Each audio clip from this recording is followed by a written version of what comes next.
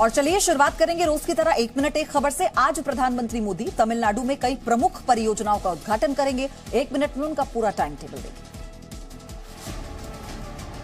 आज प्रधानमंत्री मोदी तमिलनाडु में कई और विकास कार्यों की नींव रखेंगे। तेल और गैस क्षेत्र की प्रमुख परियोजनाएं शामिल हैं। प्रधानमंत्री मोदी वीडियो कॉन्फ्रेंसिंग के जरिए इन परियोजनाओं की शुरुआत करेंगे। इनमें रामनाथपुरम टूथुकुडी प्राकृतिक गैस पाइपलाइन और चेन्नई पेट्रोलियम कॉर्पोरेशन लिमिटेड में पेट्रोल को सल्फर मुक्त करने की इकाई का उद्घाटन शामिल है। साथ ही प्रधानमंत्री मोदी नागपत्तनम में कावेरी बेसिन रिफाइनरी की भी आधारशिला रखेंगे। पीएमओ का कहना है कि इन परियोजनाओं के सामाजिक और आर्थिक लाभ तो होंगे ही, ऊर्जा के क्षेत्र में भारत की आत्मनिर्भरता को भी मजबूती देंगे। इस मौके पर तमिलनाडु के राज्यपाल और मुख्यमंत्री के अलावा केंद्रीय पेट्रोलियम और प्राकृतिक गैस मंत्री धर्मेंद्र प्रधान भी मौजूद रहेंगे। रविवार को ही प्रधानमंत्री तमिलनाडु के दौरे पर भी गए थे, जहां उन्होंने राज्य में कई परियोजनाओं की शुरुआत करने के साथ साथ 118 अर्जुन टैंक भी सेना को सौंपे थे। तमिलनाडु में इसी वर्ष विधानसभा के चुनाव हैं। उत्तर प्रदेश पुलिस ने मंगलवार को लखनऊ से पीएफआई के 2 संदिग्धों को गिरफ्तार किया। यूपीएसटीएफ ने पीएफआई से जुड़े 2 संदिग्ध लोगों को गिरफ्तार किया। इन दोनों की गिरफ्तारी के बाद कई सारे राज खुलकर सामने आए। पुलिस ने दोनों के पास से डेटोनेटर और हथियार बरामद किए हैं। यही नहीं, दोनों के पास से कई खतरनाक दस्तावेज भी बरामद हुए हैं। पुलिस का मानना है कि ये दोनों संदिग्ध लखनऊ शहर और यूपी के कई शहरों समेत हिंदू नेताओं को भी निशाना बनाने की फिराक में थे। देश की सरकार के विरुद्ध युद्ध छेड़ने तथा सामाजिक विद्वेष फैलाने के उद्देश्य से घातक हथियार और विस्फोटक पदार्थ संकलित कर हिंदू संगठन के बड़े पदाधिकारियों पर एक साथ हमला करने की योजना बना रहे हैं।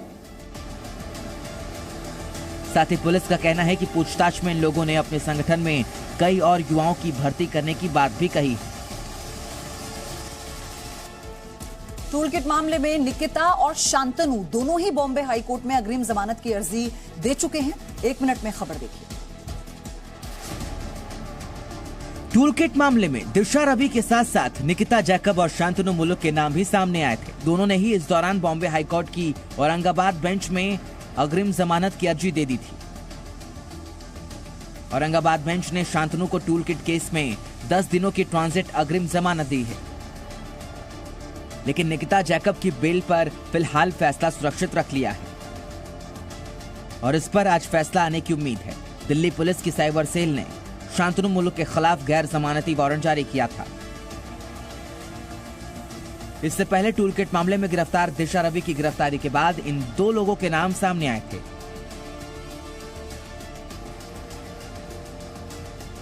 जिसके बाद पुलिस महाराष्ट्र के बीड गई थी, जहां शांतनु का घर है।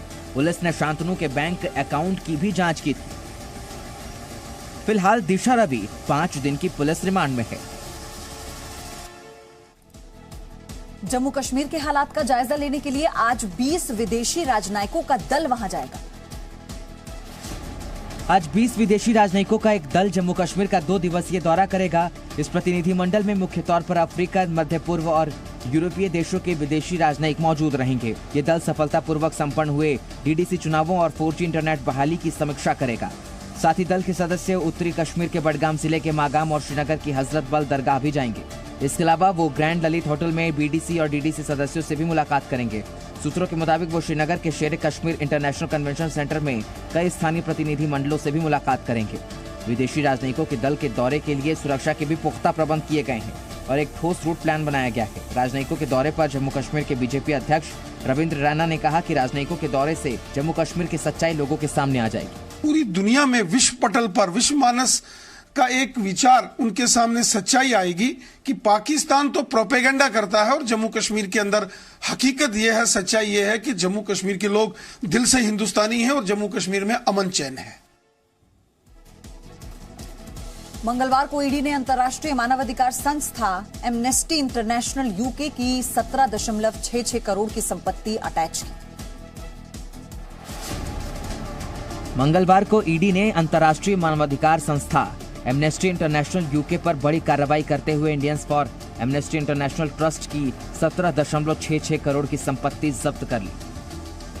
ईडी ने इस मामले की जांच सीबीआई की दर्ज एफआईआर के आधार पर शुरू की थी, जिसमें आरोप था कि एमनेस्टी इंटरनेशनल ने गलत तरीके से पैसे लिए और फिर उसे संपत्ति के नाम पर निवेश किया।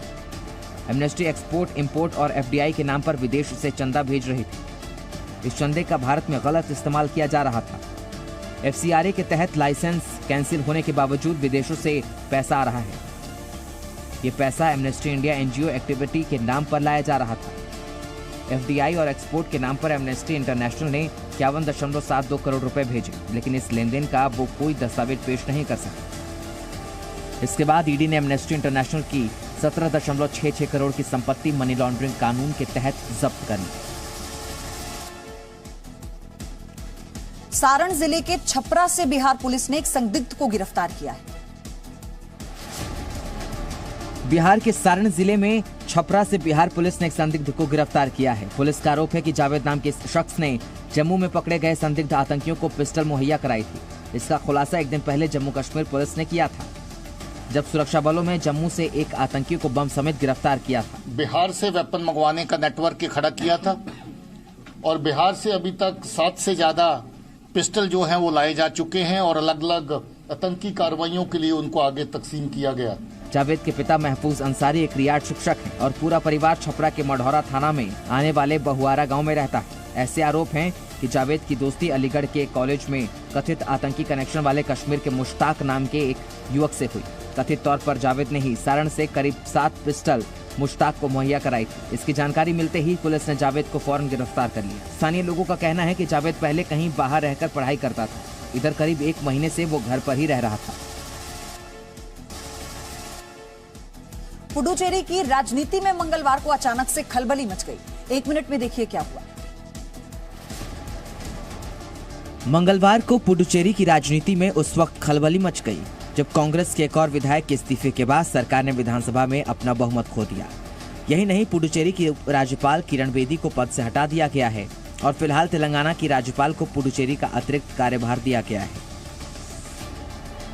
कांग्रेस के विधायक ए जॉन कुमार ने सदस्यता से इस्तीफा दे दिया।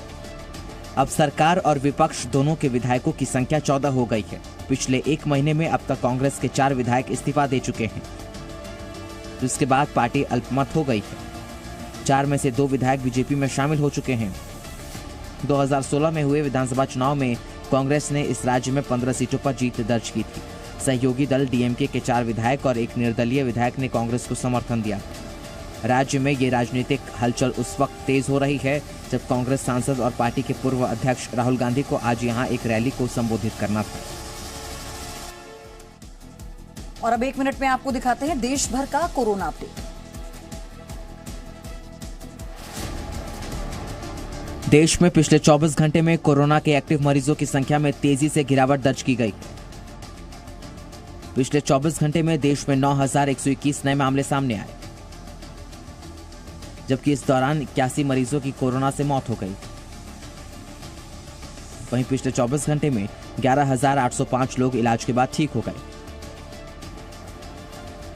भारत में कोरोना के कुल 1,09,25,710 मामले सामने आ चुके हैं।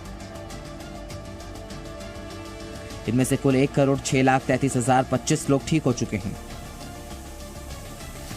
देश में एक्टिव मरीजों की संख्या 1,36,872 हो गई है,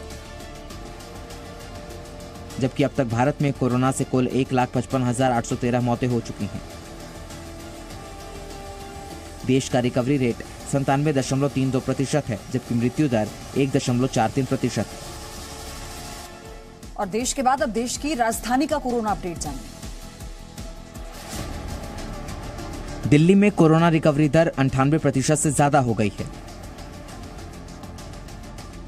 पिछले 24 घंटे में दिल्ली में 94 नए मामले सामने आए, जबकि इस दौरान एक मरीज की कोरोना से मौत हो गई।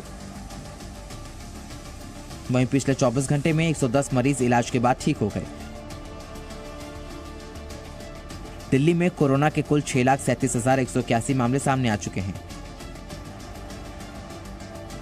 इनमें से 6,25,268 लोग इलाज के बाद ठीक हो चुके हैं, जबकि एक्टिव मरीजों की संख्या 1,019 हो गई है। दिल्ली में कोरोना से कुल 10,894 लोगों की मौत हो चुकी है, दिल्ली में कोरोना रिकवरी दर 98% से ज्यादा है, जबकि कोरोना से मृत्यु दर 2% से कम है। भारत में कोरोना के यूके स्ट्रेन के बाद अब साउथ अफ्रीका और ब्राजील के स्ट्रेन की भी एंट्री हो चुकी है। भारत धीरे धीरे कोरोना मुक्त होने की दिशा में बढ़ रहा है, लेकिन इस बीच अलग अलग देशों से आ रहे कोरोना के नए स्ट्रेन स्वास्थ्य मंत्रालय की चिंता को बढ़ा सकती है।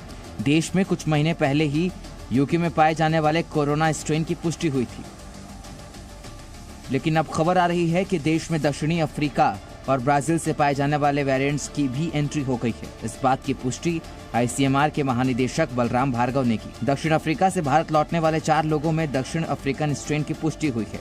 सभी यात्रियों और उनके संपर्क में आए लोगों की टेस्टिंग की गई है और उन्हें क्वारंटीन किया गया है। इसके अलावा ब्राजीलियाई वेरिएंट से भी जुड़ा एक मामला दर्ज किया गया है। इससे पहले भारत में यूके वेरिएंट के आने के बाद से ही यूके जाने वाली उड़ानों को रद्द कर दिया गया था, लेकिन बाद में सभी उड़ानों को दोबारा शुरू कर दिया गया। ताज़ा जानकारी के मुताबिक यूके वेरिएंट के अब तक 187 मामले सामने आ चुके हैं। इन सभी संक्रमित लोगों का भी इलाज चल रहा है। वहीं ग्रेटर नोएडा में दादरी पुलिस और स्वास्थ्य विभाग की टीम ने एक निजी क्लिनिक पर छापेमारी कर चौंकाने वाला खुलासा किया। ग्रेटर नोएडा के दादरी पुलिस और स्वास्थ्य विभाग की टीम ने मंगलवार को एक निजी क्लिनिक पर छापेमारी की। टीम को यह सूचना मिली थी कि इस क्लिनिक पर जाइड्स कंपनी के वैक्सीन का ट्रायल किया जा रहा था। छानबीन करने पर पुलिस को पता चला कि क्लिनिक के पास ना तो भारत सरकार और ना ही जिला प्रशासन की अनुमति थी और बेखौफ होकर लोगों पर वैक्सीन का ट्रायल कर रहे थे।